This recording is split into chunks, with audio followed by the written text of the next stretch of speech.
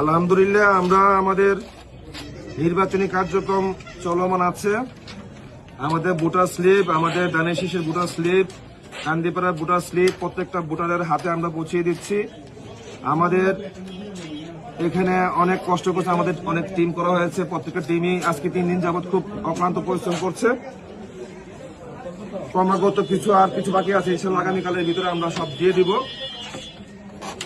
আর এর জন্য আমাদের টিম অনেক পরিশ্রম করে যাচ্ছে। আমরা প্রত্যেকটা ভোটারের হাতে স্লিপ যাবে ইনশাআল্লাহ, একজনও বাকি থাকবে না।